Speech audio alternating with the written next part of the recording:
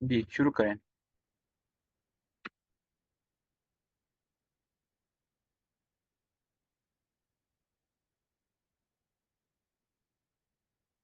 کون پڑھے گا؟ آپ پڑھیں گی؟ جی میں پڑھ لیتی ہوں، ٹھیک ہے. فتح بابل و کوسی. ایرانیوں نے قادسیہ سے بھاگ کر بابل میں قیام اور کئی نامور سرداروں نے مفرود لوگوں کو فراہم کر کے مقابلے کی تیاریاں کی. حضرت سعد رضی اللہ عنہ نے فتح کے بعد 2 مہینے تک قادسیہ میں قیام فرمایا اور فاروق اعظم کے حکم کا انتظار کیا. دربار خلافت سے احکام کے وصول ہونے پر حضرت سعد نے اہل و عیال کو قادسیہ ہی میں چھوڑا اور خود لشکر اسلامی کے ساتھ مدائن کی جانب روانہ ہوئے. اپنی روانگی سے پہلے حضرت زہرہ بن حیوتا کو حیا حیات. حیات زہرہ بن حیات کو مقدمت الجیش بنا کر آگے روانہ کیا. زہرہ دشمنوں کو مارتے ہٹاتے محکوم بناتے ہوئے بڑھتے چلے جاتے تھے، یہاں تک کہ بابل کے قریب پہنچے. یہاں حضرت سعد اپنی پوری فوج لے کر آ پہنچے. ایرانی سرداروں نے حضرت سعد کے آنے کی خبر سنی تو وہ بابل میں قیام نہ کر سکے. کچھ مدائن کی طرف چل دیے، کچھ حواز اور نہاوند کی جانب چلے گئے اور ہاں راستے میں ایک تمام منٹ پھولوں کو. ایک منٹ ایک جی منٹ اب جی یہ قادسیہ سے گئے بابل کی طرف، اور بابل سے جو مفرور بھاگے تھے وہ وہاں سے آگے بھاگے کہاں پر؟ مدائن کی طرف، اہواز کی طرف اور نہاوند کی طرف. تو یہ دیکھتے ہیں میپ کے اوپر کہاں پر ہے. آپ سر مقدمہ جیش کا تو کیا سر؟ مقدمۃ الجیش کیا ہوتا ہے کہ فوج جو ہے وہ ایک جگہ پر پڑی ہوئی ہے، تو وہ اپنی فوج کا ایک چھوٹا سا شارٹ سا حصہ پہلے روانہ کر دیتے ہیں آگے کو. اچھا، ٹھیک ہے، مقدمہ کہتے ہیں کسی چیز کا پہلے والا حصہ. کیوں روانہ کرتے ہیں وہ؟ اس سے اس سے روانہ اس لیے تیل کرتے ہیں کہ ایک تو اس کے بہت سارے مقصد ہوتے ہیں. ایک مقصد یہ ہوتا ہے کہ جہاں پر جنگ ہونی ہے وہاں پر جا کر اچھا اچھا، اچھے حصے پر آکوپائی کر لیں. اوکے. مثال کے طور پر میدان جنگ ہے، اس میں پانی بھی ہے، تو پہلے بھیجتے ہیں تاکہ پانی والی جگہ کے پاس جا کر قابو جو ہے نا وہ آکوپائی کر لیں تاکہ پانی کام آ سکے. اچھا اچھا، ٹھیک ہو گیا. دوسرا یہ ہے کہ زیادہ تر مقصد یہ ہوتا ہے کہ جو میدان جنگ کے اندر جو اچھا حصہ ہے رہنے کے لیے وہ آکوپائی کر سکیں تاکہ میدان جنگ میں زیادہ فائدہ ہو سکے. جی. ہاں، اور جو سیکیور ہے آگے پیچھے سے. سیکیور بھی ہے. پھر اس کا مقصد یہ بھی ہم، ہوتا ہے کہ جو مقدمۃ الجیش ہوتا ہے وہاں جا کر وہ ٹینٹ وغیرہ لگاتا ہے، خیمے لگاتا ہے باقی لشکر کے لیے. جی ہاں، اسی طرح میں نے شاید آپ لوگوں کو بتایا تھا کہ جو بڑے بڑے لشکر ہوتے ہیں وہ کس طرح موو کرتے ہیں کہ پہلے چھوٹا سا حصہ آگے جاتا ہے، وہاں جا کر وہ جگہ جگہ کا انتخاب کرتا ہے، خیمے لگاتا ہے وغیرہ وغیرہ. پھر پورا لشکر موو کرتا ہے. پورا لشکر موو کرنے کے بعد ایک چھوٹا سا لشکر اسی جگہ پر رہتا ہے کہ جو باقی چیزیں ہیں اٹھا کے لے کر آئے. کسی کو چیز تو نہیں رہ گئی، کپڑا سامان وغیرہ وہ اٹھا کے لے کر آتا ہے. اس طرح لشکر موو کرتا ہے. اچھا، اب یہاں پر دیکھیں میپ کے اوپر آپ لوگوں کو نظر آ رہا ہوگا اہواز. یہ اہواز ہے بالکل رائٹ سائڈ پہ نیچے، یہ والا نظر آ رہا ہے. جی سر. ہاں، تو حضرت خالد سعد بن ابی وقاص نے قادسیہ سے ان کا جو ہے نا وہ پیچھا کیا، تو یہ لوگ بابل میں آ کے ٹھہرے. اب بابل سے کچھ لوگ جو ہیں وہ بھاگ کر ایرانی جو ہیں وہ کہاں چلے گئے؟ اہواز کی طرف چلے گئے. اور کچھ لوگ جو ہیں وہ کہاں چلے گئے؟ وہ چلے گئے مدائن کی طرف. اور کچھ لوگ نہاون کی طرف چلے گئے. نہاون نظر آ رہا ہے آپ لوگوں کو؟ یہ نہاون ہے، یہ یہاں پر رائٹ سائڈ پہ اوپر کر کے. جی سر. ہاں، یہ جو نہاوند ہے یہ ہمارے ایشیا کے زیادہ قریب پڑتا ہے. جب پورا میپ دیکھیں گے تو پھر آپ لوگوں کو اس کی زیادہ سمجھ میں آئے گی. تو سر آج بھی ان شہروں کے یہی نام ہے یا نام بدلا اب دیے گئے سر؟ پتہ نہیں، مجھے بھی پتہ نہیں ہے. کچھ کے یہی اوکے. ہیں، کچھ کے یہی ہیں. جیسے یہ موصل ہے، موصل کا یہی نام ہے. کوفہ بصرہ کا یہی نام ہے. شہروں کے نام تقریباً وہی ہوتے ہیں، چینج کم ہی ہوتے ہیں۔ چلیں جی،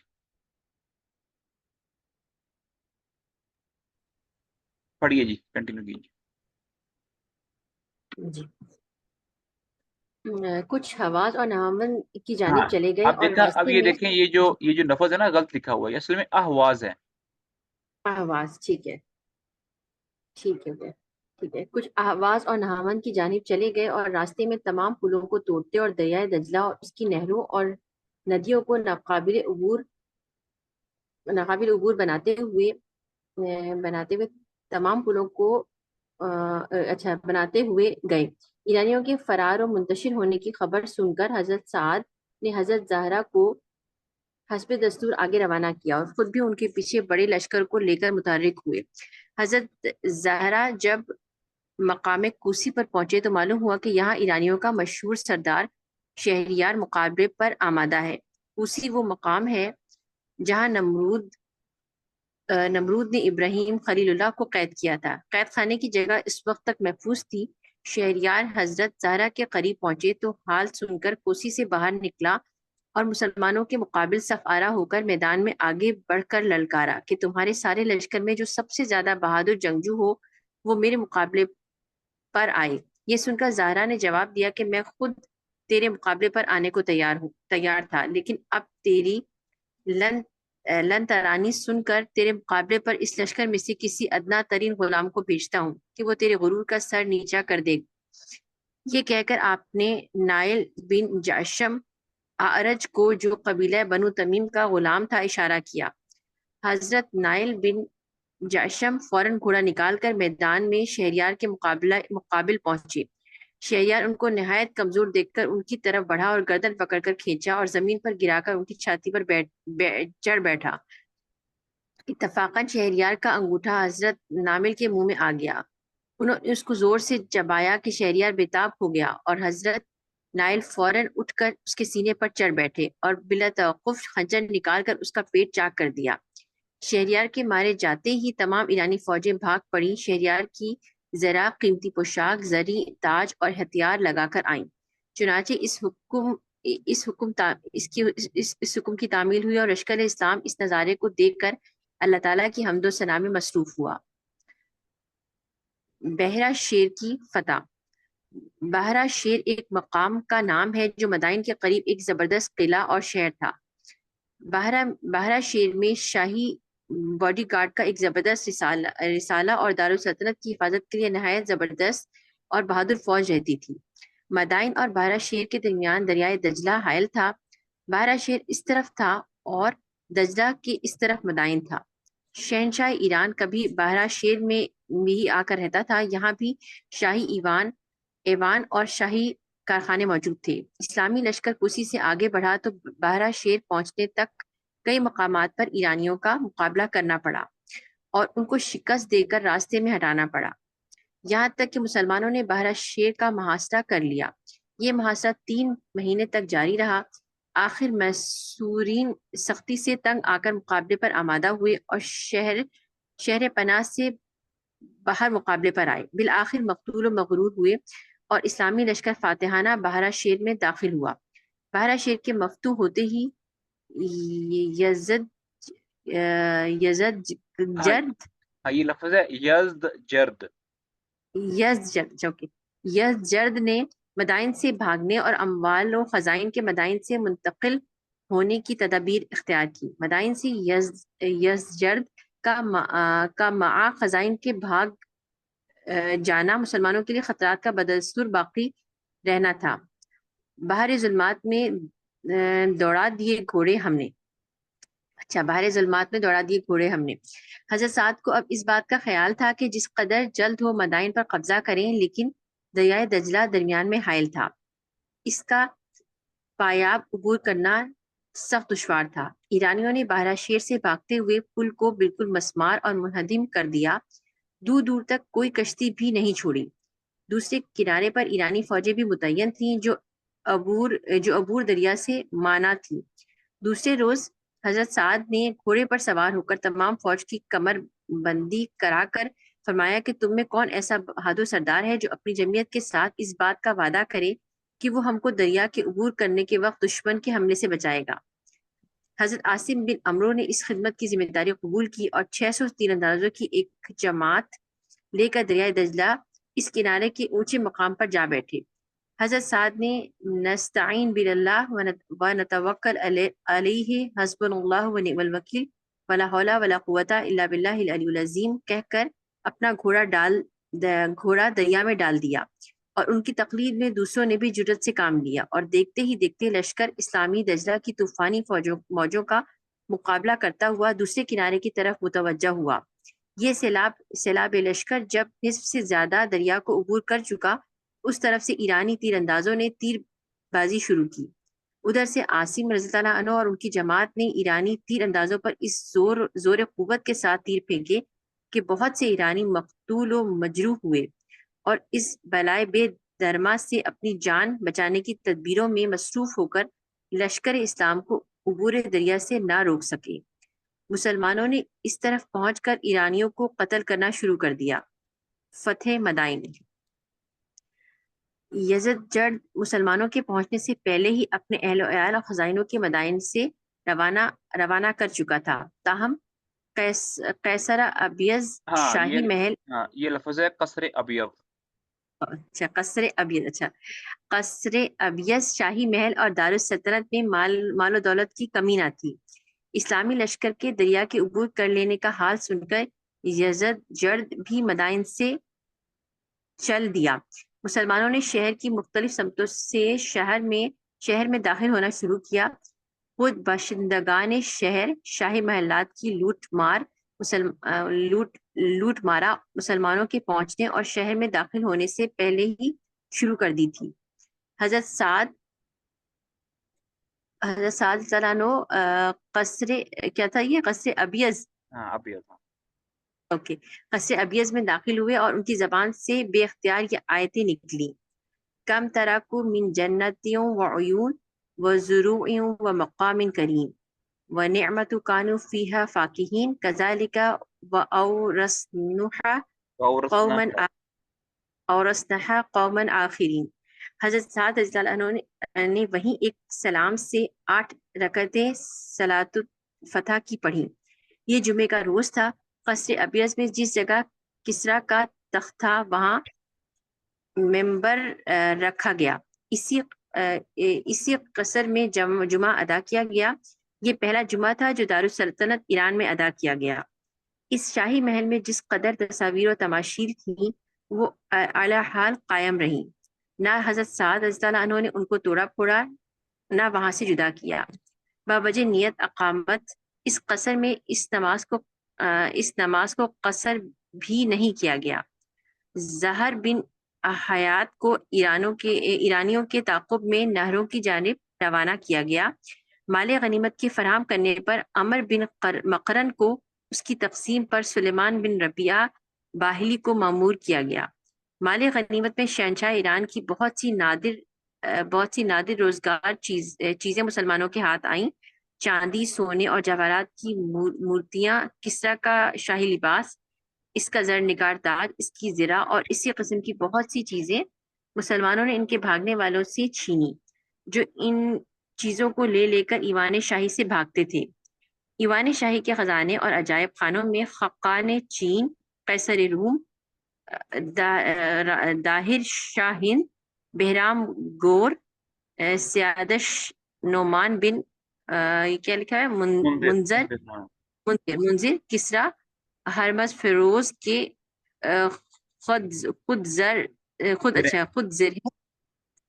زرہیں تلواریں اور خنجر دستیاب ہوئے، جو عجائب روزگار سمجھ کر شاہی خزانے میں محفوظ رکھے جاتے تھے اور ایرانی چیزوں پر فخر کیا کرتے تھے۔ ان چیزوں کے فراہم ہو جانے پر حضرت سعد بن ابی وقاص رضی اللہ عنہ نے حضرت قاقہ کو اجازت دی کہ تلواروں میں سے جس تلوار کو پسند کرو لے لو۔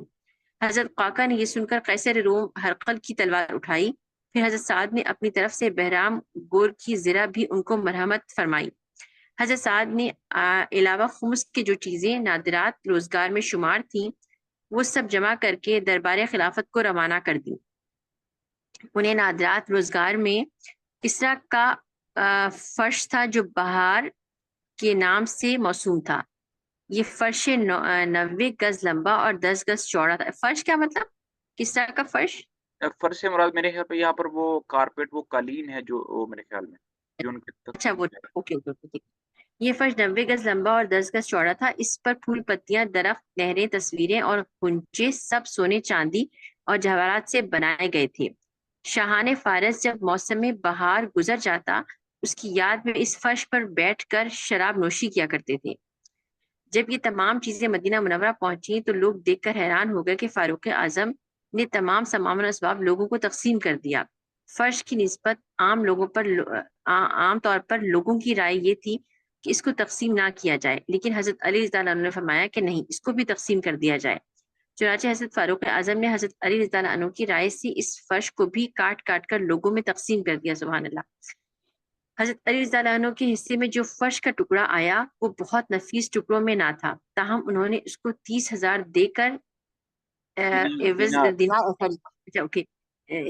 30,000 دینار کے عوض فروخت کر دیا۔ حضرت سعد نے مدائن پر 30,000 دینار کتنے بنتے ہوں گے آپ لوگ کے خیال میں؟ پتہ نہیں سر اب تو اس وقت کیا یہ جو اس زمانے میں دو کرنسیاں چلتی تھیں، ایک درہم اور ایک دینار۔ دینار جو ہوتے تھے نا وہ سونے کی کرنسی ہوتی تھی، تو یہ بہت بڑی رقم بنتی ہے، بہت بڑی۔ مجھے لگتا ہے ہم سب کے دائیں گردے بک جائیں گے اس کے اندر، اتنی بڑی رقم بنتی ہے۔ اللہ صحیح کہہ رہے ہیں۔ یہ اتنے سارے دینار ہوتے تھے پہلے، تو یہ 400 دینار سب کی وہ مہر رکھ کے جاتے تھے حضور صلی اللہ علیہ وسلم کے وقت، اور آج کہتے ہیں یہاں پہ شرعی مہر 52 روپے کر کے لوگ لڑکیوں کو بیوقوف بنایا جاتا ہے۔ اچھا، جب یہ سامان وغیرہ وہاں پر پہنچا مدینہ میں حضرت عمر فاروق رضی اللہ تعالیٰ عنہ کے پاس، تو انہوں نے کہا کہ بھئی اب سارا مال غنیمت جو ہے وہ جمع ہے، تو حضرت عمر نے کہا کہ سراقہ بن مالک کہاں ہے؟ کسی کو یاد ہے سراقہ بن مالک کا؟ جی جی جی سر، وہ جو جس کا گھوڑا دھنس گیا تھا، وہ جو اللہ کے وسلم کو فالو کر رہا تھا۔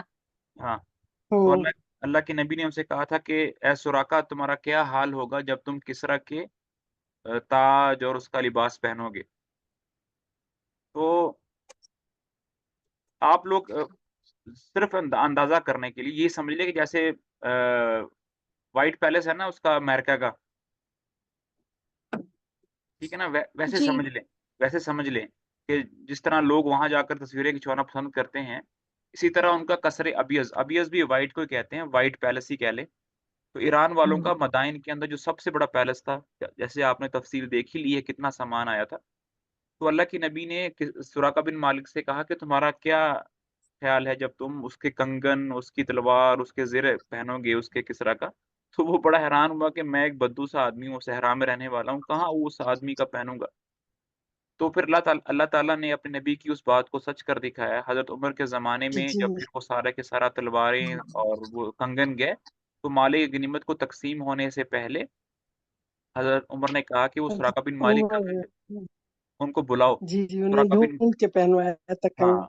سراقہ بن مالک آئے تو پھر اللہ کے حضرت عمر نے پھر وہ ساری کی ساری چیزیں جو ہیں ان کو پہنائیں اور ان کو کہا بھی چلو، تو انہوں نے تھوڑی سی واک کر کے دکھائی ان کو، تو وہ گئے، کہا کہ اب پلٹو، پھر پلٹ کے دوبارہ حضرت عمر کے پاس ہے، جیسے واک کرتے ہیں، جیسے بچوں کو سوٹ پہناتے ہیں نا، نیا نیا سوٹ پہناتے ہیں کہ تھوڑا چل کے دکھاؤ کیسا لگ جی رہا ہے، تو پھر وہ پھر لوگ ان کو دیکھ دیکھ کے ہنس رہے تھے، کیونکہ وہ دیہات کے رہنے والے تھے، بالکل ہی سادہ تھے، تو وہ بوڑھے بھی ہو چکے تھے، تو جب انہوں نے کسریٰ کا تاج پہنا، ان کی تلوار لگائی، تو وہ لوگ ان کو دیکھ کے ہنس رہے تھے، لیکن پھر حضرت عمر نے ان سے اتروا لیا تھا، کیونکہ حضرت عمر یہ کہتے تھے کہ اللہ کے نبی نے آپ سے پہننے کا وعدہ فرمایا تھا تو پہن لیا ہے، دینے کا نہیں تھا، دینے کی ذرا حقدار وہ ہے جو جہاد میں شریک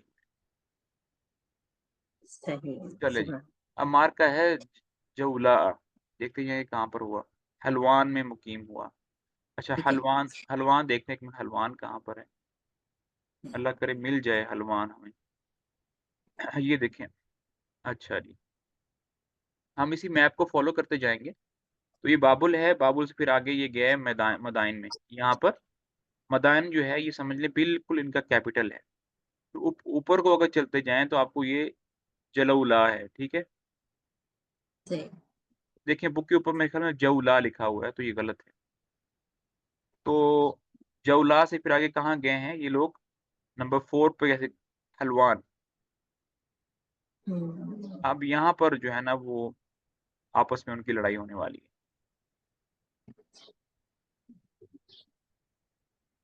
चलें पढ़िए। आप थक तो नहीं गई आप?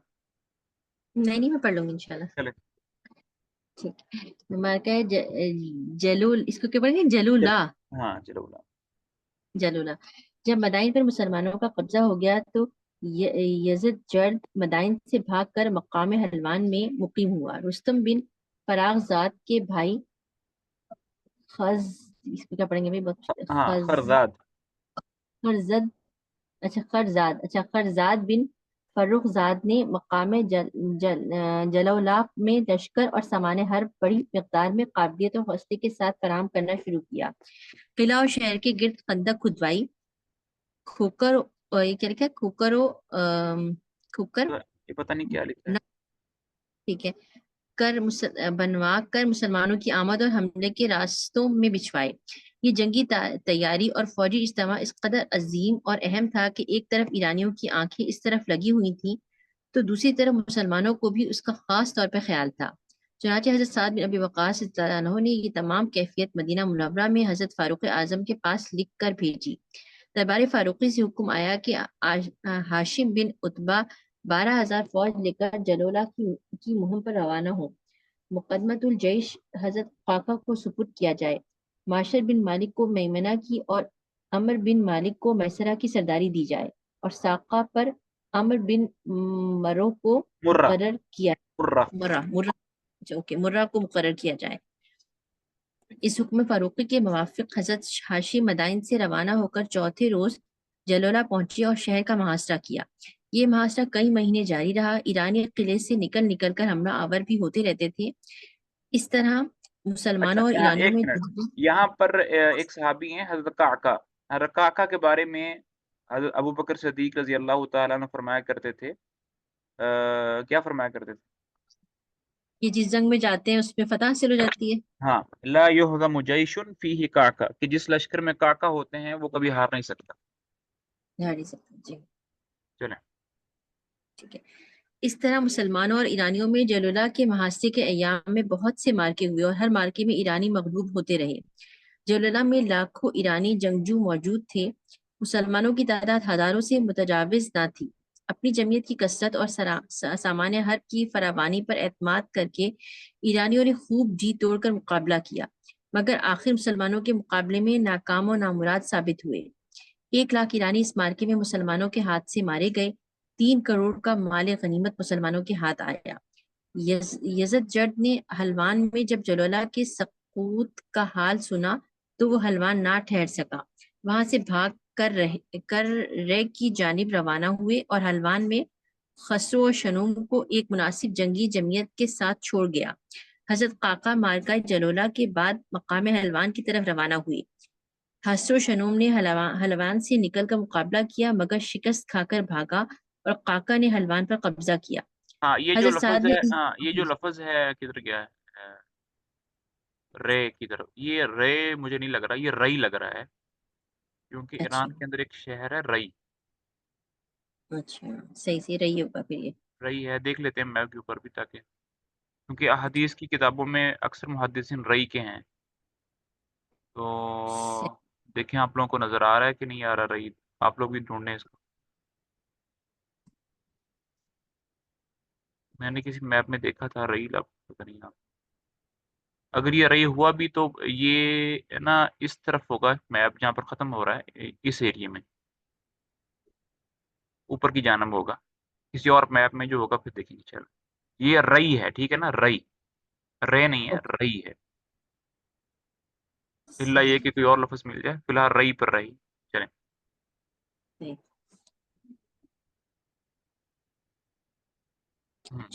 حضرت نے ان فتوحات کے بعد مال غنیمت کا خمس اور فتح کی خوشخبری حضرت زیاد کے ہاتھ یہ کیا لفظ ہے مال غنیمت کا خمس یعنی 5واں حصہ مال غنیمت کا خمس خمس کا مطلب ہوتا ہے 1/5 ٹھیک ہے 5 میں سے ٹھیک کہ اچھا ٹھیک ہے، فتح کی خوشخبری حضرت زیاد کے ہاتھ حضرت فاروق اعظم کی خدمت میں بھیجی اور ملک ایران میں آگے بڑھنے کی اجازت طلب کی۔ حضرت زیاد یہ مال غنیمت لے کر شام کے وقت مدینہ منورہ میں داخل ہوئے۔ فاروق اعظم نے فتوحات کا حال سن کر لوگوں کو جمع کیا اور زیاد کو حکم دیا کہ اب ان سب کو وہ حالات جو مجھ کو سنا چکے ہیں سناؤ۔ چنانچہ حضرت زیاد نے نہایت طلاقت اور فصاحت کے ساتھ مسلمانوں کی بہادروں کے نقشے کھینچ کھینچ کر سامعین کے سامنے رکھ دیے۔ پھر فاروق اعظم نے فرمایا کہ مال غنیمت کا انبار صحن مسجد میں اسی طرح جمع رہے، اس کی چوکسی اور نگرانی کا انتظام کر دیا۔ اگلے دن فجر کے بعد آپ نے وہ تمام مال و اسباب لوگوں کو تقسیم فرمایا۔ جواہرات کے انبار اور مال غنیمت کی بیش قیمتی و کثرت دیکھ کر فاروق اعظم رو پڑے تو حضرت عبد الرحمن بن عوف نے کہا، امیر المومنین، یہ تو مقام شکر تھا، آپ روتے کیوں ہیں؟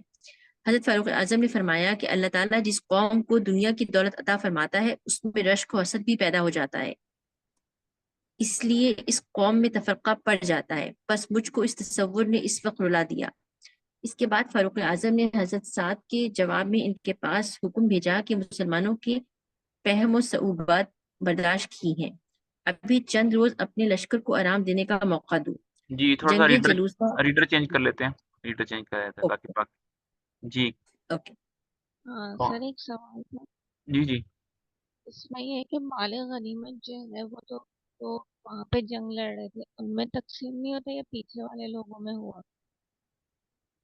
دیکھیے مال غنیمت کو تقسیم کرنے کا جو طریقہ ہے وہ کچھ اس طرح سے ہے کہ ایک تو خمس ہوتا ہے، ٹھیک ہے، خمس جو ہوتا ہے وہ اللہ کے لیے، اس کے رسول کے لیے، غریبوں، فقراء، مساکین میں تقسیم ہوتا ہے۔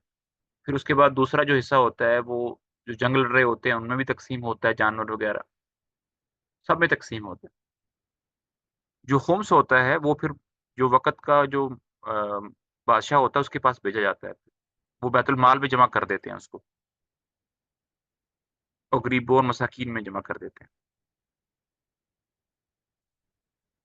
صحیح ہے نا؟ ایک بیت المال بھی ہوتا ہے جس میں صدقات وغیرہ جمع کی جاتے ہیں، تو مال غنیمت کا 5واں حصہ اس میں جاتا ہے، باقی جو ہے وہ جنگ جو فوجیوں میں تقسیم ہو جاتا ہے، جو گھوڑے پر ہیں ان کو الگ سے حصہ ملتا ہے، جو پیدل ہیں ان کو الگ سے حصہ ملتا ہے، تو ہر ایک کی تقسیم ہوتی ہے، ایک اسپیشل طریقہ ہوتا ہے۔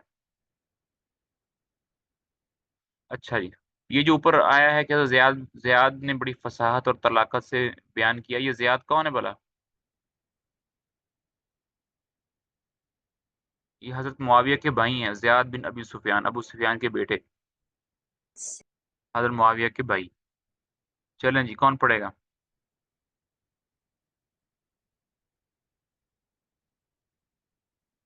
کون اپنی نیند قربان کرے گا بھائی؟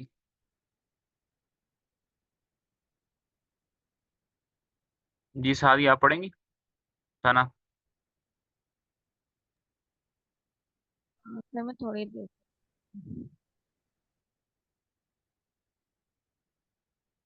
جی پڑھیں یہاں سے۔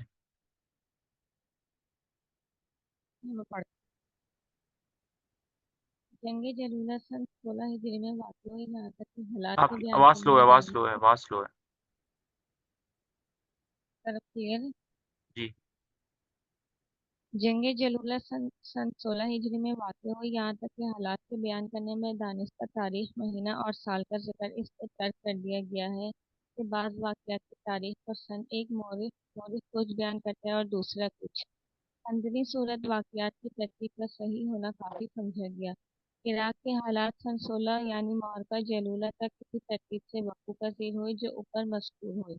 اب ان حالات کو یہیں تک چھوڑ کر پھر ملک شام کی طرف متوجہ ہونا چاہیے۔ شامی معرکے، عراقی معرکوں کا حال اوپر مذکور ہو چکا ہے اور ہم سن 16 میں یزدگرد شاہ ایران کو مقام حلوان سے زئی کی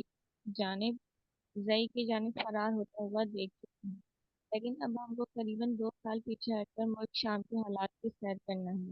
دمشق کی فتح کا حال ہم اوپر پڑھ چکے ہیں۔ فتح دمشق کے بعد مقام فہل اور مقام بیسان کے معرکوں کی کیفیت بھی زیر مطالعہ آ چکی ہے۔ اب شامی لشکر مقام حمص کی طرف متوجہ ہوتا ہے۔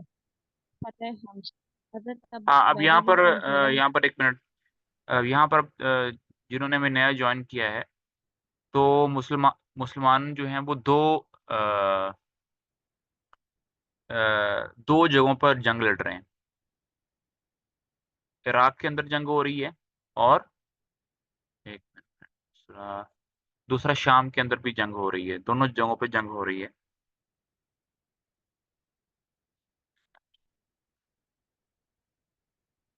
एक मिनट, मैं आप लोगों को मैप से दिखाता हूँ ताकि थोड़ा बात क्लियर हो जाए।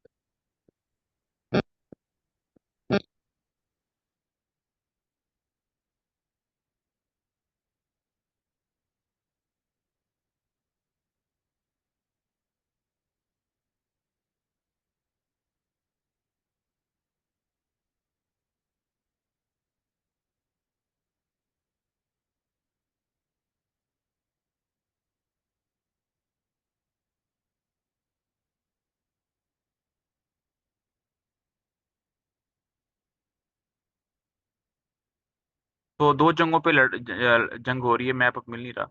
एक तो शाम के अंदर हो रही है, ठीक है, और दूसरा इराक के अंदर हो रही है। शाम के अंदर जो जंग है वो, उसमें खालिद बिन वलीद हैं, वो उबैदा बिन जर्राह हैं, अमर बिन आस हैं, और उसमें एक और भी हैं, क्या नाम उनका, इक्रिमा लोग हैं। और यहाँ पर इराक के अंदर हजरत साद बिन अबी वकास हैं, ये वहाँ पे जंग लड़ रहे हैं। तो अभी हम फिलहाल इराक की जो जंग है उसको थोड़ी देर के लिए रोकते हैं और वापस जाते हैं हजरत खालिद बिन वलीद के लश्कर के पास, और जाकर वहाँ पर देखते हैं कि वहाँ की क्या सूरत हाल है। तो अभी वो हिम्स का नाम आया है। तो हिम्स जो है ना, वो आप लोगों को मैप पे नज़र आ रहा होगा। अ, बिल्कुल लेफ्ट साइड, मैप के बिल्कुल लेफ्ट साइड पे, अ, ये वाला जो हिम्स है, ये वाला, ये शाम का हिस्सा है। दरमियान में आपको शाम भी नज़र आ रहा होगा, बाद ये तो शाम, ये वाला। तो ये वाला जो यही है, हल्ब है, इदलब है, दिमश्क है, ये सारे के सारे शाम में है।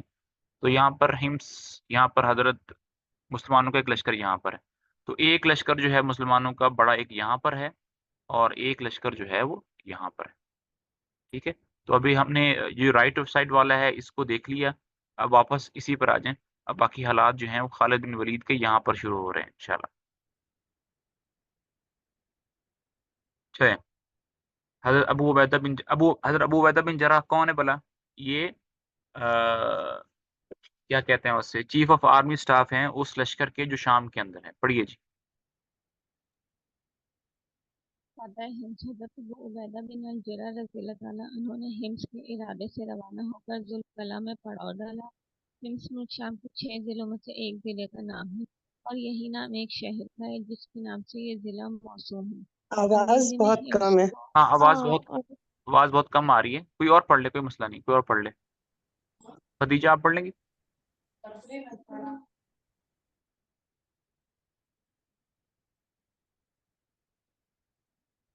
जी खदीजा, आप पढ़ लेंगी? मैं पढ़ूँ सर? मैं चले, मैं पढ़ लेता हूँ, आज मैं पढ़ता हूँ, ठीक। फतह हिम्स है ना। हजरत अबू उबैदा बिन जर्राह ने हिम्स के इरादे से रवाना होकर जुल्किला में पड़ाव डाला। हिम्स मुल्क के शाम के 6 जिलों में से एक जिले का नाम है, और यही नाम एक शहर का भी है जिसके नाम से ये जिला मौसूम है। अंग्रेजी में हिम्स को अमेसा कहते हैं। इस शहर में सूरज का मंदिर था जिसकी जियारत के लिए दूर दूर से बुत परस्त आया करते थे। उर्दून और दिमश्क के इज़लाह की फतह के बाद हिम्स, इंताकिया, बैतुल मक़दिस बड़े बड़े और मरकजी मकामात बाकी थे जो मुसलमानों को फतह करने थे। हिम्स हिम्स और उसके ऊपर अंताकिया है, और उसके नीचे जो है वो बैतुल मक़दिस। ठीक है। जब इस्लामी लश्कर मकाम जुल्किला में जाकर खमज़न हुआ, तो कैसर हरकल ने हूदर बितरीक को, बितरीक किसे कहते हैं, बितरीक, बितरीक जो है ये ईसाइयों उस की, रास्ते से। नहीं नहीं, बितरीक, बितरीक जो है ना, ये एक मनसब होता है, एक ओहदा होता है। जैसे पादरी होते हैं ना, पादरी, पॉप, اسی जी طرح वो بطریق بھی جو ہے یہ عیسائیوں کے مذہبی منصب ہے کوئی، جیسے ہمارے ہاں مولانا شیخ الحدیث، شیخ المفسر اس طرح کے ہوتے ہیں، مفتی، اس طرح ان کے ہاں بطریق ایک منصب ہے۔ अच्छा تو अच्छा کیسر अच्छा ہرقل نے کوزر بطریق کو مقابلہ کے لیے روانہ کیا، جس نے ہمس سے روانہ ہو کر مقام مرج روم میں پہنچ کر قیام کیا۔ اس کے بعد کیسر نے شمس بطریق کو بھی لکھا۔ ان دونوں بطریقوں سے اسلامی فوج کا مقابلہ ہوا۔ نتیجہ یہ ہوا کہ شمس بطریق حضرت ابو عبیدہ کے ہاتھ سے مارا گیا اور رومی لشکر شکست خوردہ ہو کر بھاگا۔ یہ بھاگا ہوا لشکر جب ہمس میں پہنچا تو کیسر ہرقل جو ہمس میں مقیم تھا، ہمس کو چھوڑ کر وہاں سے الرابا کی طرف چلا گیا۔ حضرت ابو عبیدہ نے مرج روم سے روانہ ہو کر ہمس کا محاصرہ کیا۔ ہرقل نے بہت کوشش کی کہ اہل ہمس کی مدد کو پہنچا جائے، مگر اس کی کوشش کارگر ثابت نہ ہوئی اور اہل ہمس کی کوئی امداد رومیوں کو نہ پہنچ سکی۔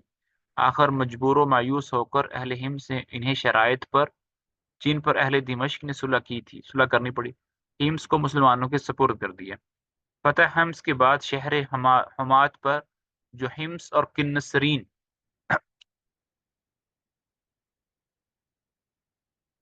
یہ لفظ کیا ہے؟ کنسرین ہے لفظ۔ یہ شہر حمات پر جو ہمس اور کنسرین کے درمیان واقع تھی فوج کشی ہوئی۔ اہل حمات نے بھی جزیہ دینا منظور کر کے صلح کر لی۔ اس کے بعد یہ شیراز ہے، شاید شیراز اور معرہ پر بھی اسی طرح مسلمانوں کا قبضہ ہوا۔ اس کے بعد شہر لاذاقیہ پر عیسائیوں نے مسلمانوں کا مقابلہ کیا مگر مغلوب و مفتوح ہوئے۔ لاذاقیہ کے بعد سلیمہ کو بھی بزور تیغ مسلمانوں نے فتح کیا۔ فتح کنسرین سلیمہ کی فتح کے بعد حضرت خالد بن ولید نے اپنی رکابی فوج لے کر بے حکم ابو عبیدہ کے نصرین کی جانب بڑھے۔ وہاں میناس نامی رومی سردار جس کا مرتبہ ہرقل کے بعد سب سے بڑا تھا، آگے بڑھ کر خالد بن ولید کا مقابلہ کیا۔ خالد بن ولید نے سخت مقابلے کے بعد اس کو پسپا ہونے پر مجبور کر دیا۔ وہ کنسرین میں داخل ہو کر قلعہ بند اور خالد بن ولید نے آگے بڑھ کر کنسرین کا محاصرہ کر لیا۔ انجام کار کنسرین مفتوح ہوا۔ اس فتح کا حال جب حضرت فاروق اعظم کو معلوم ہوا تو وہ خالد بن ولید سے بہت خوش ہوئے اور ان کے اختیارات اور فوجی سرداری میں نمایاں اضافہ فرمایا۔ فتح حلب اور انطاکیہ، اس کو پہلے میپ پر دیکھ لیتے ہیں۔ آپ لوگوں کو بالکل لیفٹ میں ٹاپ کے اوپر، لیفٹ میں ٹاپ پہ آپ کو حلب اور انطاکیہ جو ہے نا وہ یہ رہا۔ یہ اب ان شہروں کی بات ہو رہی ہے۔ میرے کچھ دوست تھے میرے ساتھ جو کہ شام کے رہنے والے تھے، ان سے میں نے پوچھا تھا تو حلب کا نام ابھی تک حلب ہی ہے، ٹھیک ہے، حلب کا نام ابھی تک حلب ہی ہے، لیکن انطاکیہ کا پتہ نہیں ہے، اور یہ حمات ہے، ٹھیک ہے۔ تو پتہ چل رہا ہے کہ مسلمان جو ہے نا یہ ہم سے اوپر کی طرف جا رہے ہیں، یہاں سے مسلمان ایسے اوپر ٹاپ کی طرف جا رہے ہیں۔ अंताकिया का भी नाम मेरा ख्याल वही है अभी भी। مے بی انگلش میں کچھ اور ہو، لیکن حلب کا انگلش میں بھی حلب ہی ہے، بعض چیزیں چینج ہو جاتی ہیں انگلش کے اندر۔ چلیں جی، فتح حلب و انطاکیہ۔ مہم کنسرین سے فارغ ہو کر حضرت ابو عبیدہ نے حلب کی جانب کوچ کیا۔ جب حلب کے قریب پہنچے تو خبر آئی کہ اہل کنسرین نے عہد شکنی کی اور بغاوت اختیار کی، یعنی پیچھے سے وہ فتح کر کے آ رہے تھے کہ نسرین کو آگے بڑھ رہے تھے، تو پیچھے سے اطلاع آگی کہ جو آپ پیچھے ایریا کی نسرین کو آپ صلح کر کے فتح کر کے آئے ہیں، ان کے لوگوں نے بغاوت کر دی۔ چنانچہ حضرت ابو عبیدہ نے فوراً ایک دستہ فوج کو کنسرین کی طرف روانہ کیا۔ اہل کنسرین نے محصور ہو کر پھر اظہار اطاعت کیا اور بھاری جرمانہ دے کر اپنے آپ کو بچایا۔ حضرت ابو عبیدہ نے حلب کے قریب پہنچ کر قیام کیا اور حضرت ایاز بن غنم نے جو کہ مقدمۃ الجیش کے افسر سے اپنی ماتحت فوج کو حلب کا محاصرہ کیا۔ اہل حلب نے حضرت ایاز بن غنم سے اب تک کے مفتوح شہروں کی شرائط پر صلح کر کے شہر کو سپرد کر دیا۔ حضرت ابو عبیدہ نے ان شرائط کو جو ایاز بن غنم نے طے کی تھی جائز قرار دیا اور اپنے دستخط سے معاہدہ لکھ دیا۔ حلب کو فتح کر کے حضرت ابو عبیدہ انطاکیہ کی جانب بڑھے۔ انطاکیہ قصر ہرقل کا ایشیائی دارالسلطنت تھا۔ یہاں ہرقل کے شاہی محلات بنے ہوئے تھے اور ہر قسم کی حفاظت کا سامان جو ایک دارالسلطنت کے لیے ضروری ہے یہاں موجود تھا۔ اس لیے مختلف مقامات کے مفرور عیسائی بھاگ بھاگ کر انطاکیہ ہی میں پناہ گزین ہوئے تھے۔ حلب کے بھی بہت سے عیسائی انطاکیہ میں آ گئے تھے۔ جب مسلمان انطاکیہ کے قریب پہنچے تو عیسائیوں نے انطاکیہ سے نکل کر مسلمانوں کا مقابلہ کیا اور شکست کھا کر شہر میں جا گھسے۔ اسلامی لشکر نے انطاکیہ کا محاصرہ کیا۔ چند روز کے بعد شہر والوں نے مجبور ہو کر جزیہ کے وعدے پر صلح کر لی۔ بعض عیسائی انطاکیہ سے کسی طرف خود کو ہی جلا وطن ہو گئے۔ مسلمانوں نے ان کے حال سے کوئی تعرض نہیں کیا۔ اس کے بعد خبر پہنچی کہ حلب کے قریب مقام مارہ مصرین میں مسلمانوں کے خلاف عیسائی لشکر جمع ہو رہا ہے۔ اس خبر کو سن کر حضرت ابو عبیدہ اس طرف کو روانہ ہوئے۔ وہاں بڑی بھاری جنگ ہوئی، بہت سے عیسائی اور رومی سردار مارے گئے۔ اہل مارہ مصرین نے اہل حلب کی طرح صلح کر لی۔ یہاں پر صلح نامہ ابھی مکمل نہیں ہونے پایا تھا کہ انطاکیہ والوں کی بغاوت و بدہادی کی خبر پہنچی، مگر ایاز بن غنم اور حبیب بن مسلمہ موجود تھے۔ انہوں نے لڑ کر عیسائیوں کو پھر مغلوب کیا اور شہر پر قابض ہو گیا۔ اس بغاوت و حبیب بن مسلمہ جو ہیں، حبیب بن مسلمہ کا نام یاد رکھیے، آگے بہت کام آنے والا ہے۔ جب حضرت معاویہ کا دارالحکومت آیا تھا تو حبیب بن مسلمہ جو تھے ان کے چیف آف آرمی سٹاف بنے تھے، تو اس لیے یہ نام یاد رکھیں۔ حبیب بن مسلمہ حضرت معاویہ کے زمانے میں ان کے چیف آف آرمی سٹاف بنے تھے۔ انہوں نے لڑ کر عیسائیوں کو پھر مغلوب کیا اور شہر پر قابض ہو گئے۔ اس بغاوت و بدہادی کے بعد انطاکیہ والوں نے پھر پہلی شرائط پر ہی صلح کی درخواست کی۔ حضرت ابو عبیدہ نے ان کی اس درخواست کو منظور کر لیا۔ عیسائیوں کی بار بار کی بغاوت و بدہادی دیکھ کر حضرت عبیدہ نے فاروق اعظم کو لکھا کہ ان عیسائیوں کے بار بار نقض عہد سے بعض اوقات لشکر اسلامی کو بڑی بڑی مشکلات کا سامنا ہو جاتا ہے، ان کے ساتھ کس خاص قسم کا برتاؤ کیا جائے۔ فاروق اعظم نے لکھا کہ عیسائیوں کے بڑے بڑے مرکزی شہروں اور قصبوں میں جن کو تم فتح کر چکے ہو، ایک ایک فوجی دستہ مدامی طور پر موجود رکھو۔ مدامی کا مطلب ہوتا ہے کہ ہمیشہ طور پر۔ پہلے کیا ہوتا تھا کہ وہ ایک شہر فتح کر کے وہاں سے نکل جاتے تھے، اگلے شہر میں چلے جاتے تھے۔ جب اگلے شہر میں جاتے تھے تو پچھلے والے بغاوت کر دیتے تھے، وہ پھر واپس لوٹ آتے تھے، جس سے پھر کیا ہوتا تھا، موومنٹ خراب ہوتی تھی۔ تو فاروق اعظم نے کہا کہ جب تم ایک شہر فتح کر لو، فتح کرنے کے بعد تم آگے بڑھو تو سارے کے سارے نہ جاؤ، بلکہ کچھ نہ کچھ فوج جو ہے اسی شہر میں رہ جائے، تاکہ اگر بغاوت ہوتی بھی ہے تو وہی چھوٹی سی فوج جو ہے وہ معاملات کو ہاتھ میں لے لے، پوری کی پوری فوج کو واپس آنے کی پھر ضرورت نہیں۔ ایسے ہر ایک ایسے ہر ایک حفاظتی دستے کو ہم بیت المال سے وظائف و تنخواہیں دیں گے۔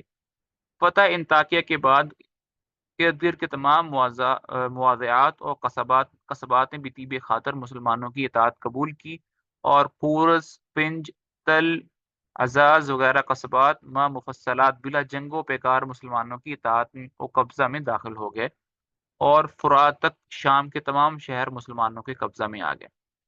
اب فرات جو ہے نا وہ عراق کے اندر ہے، اور دیکھیں فرات کہاں پر ہے، ایک منٹ میں شاید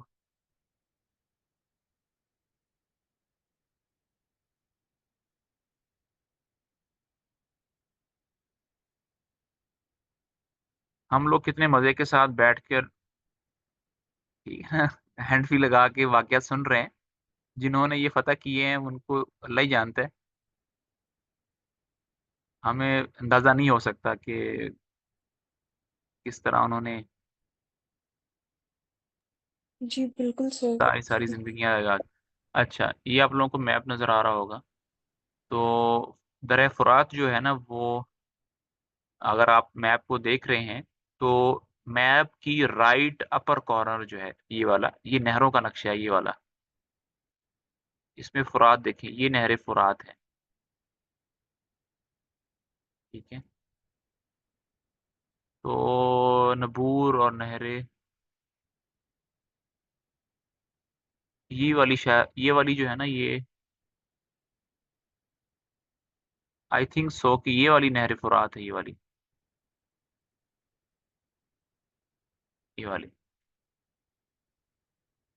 ٹھیک ہے۔ یہ جو جس کو میں سرکل کر رہا ہوں نا، یہ والا، یہ نہر فرات ہے۔ تو وہ کہنا یہ بابل سے قریب بابل، جی تقریباً یہی ہے یہ، یہ لیفٹ، جی لیفٹ میں بابل ہے، اس کے برابر۔ جی تو یہ کوفہ ہے، پھر بابل ہے، پھر جی یہ ساری کی ساری نہریں ہیں نیٹ ورک کے. تو دو بڑی نہریں ہیں، ایک دجلہ ہے اور ایک فرات ہے، دو بڑے جو ہیں. تو یہ والا جو ایریا ہے، یہ والا بالکل، یہ والا، یہ سارے کا سارا جو ہے مسلمانوں کے ہاتھ میں آ چکا ہے، یہ والا. ٹھیک ہے. دمشق بھی ہے اور سارا جی کچھ ہے. اور ادھر سے عراق کے اندر یہ والا جو ایریا ہے جلولہ، ابھی یہاں پر جنگ ابھی ہونی ہے. تو یہ انشاءاللہ ہم نیکسٹ کلاس میں پڑھیں گے. ابھی ایک دو دیکھ لیتے ہیں کہ آگے ہونا کیا ہے.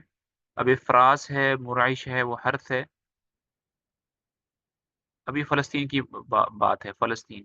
تو فلسطین کا جو نقشہ ہے وہ دوسرے میپ کے اندر ہے، وہ انشاءاللہ میں اگلی کلاس میں لے کے آؤں گا. فلسطین جو ہے نا بالکل نیچے ہے. اگر آپ لیفٹ سائڈ پہ نیچے دیکھیں باٹم کی طرف، اس طرف یہاں پر فلسطین ہے. وہ انشاءاللہ نیکسٹ میپ میں کلاس میں لے کر آؤں گا. ٹھیک ہے جی. انشاءاللہ کلاس جو ہے نا وہ تھوڑی سی 4 بجے، مطلب 6 بجے کے بعد سٹارٹ ہوگی، 6:10 پر، 6:15 پر، 6:10 پہ، اس طرح. کیونکہ ہماری فجر کی نماز تھوڑی سی آگے ہے، تو 6 بجے ختم نہیں ہوتی ہماری، 6:05 6:10 پہ ہوتی ہے. تو کلاس تھوڑی سی لیٹ سٹارٹ ہوگی، 6:10 پر، 6:15 پر انشاءاللہ. چلیں جی، السلام علیکم ورحمۃ اللہ وبرکاتہ. وعلیکم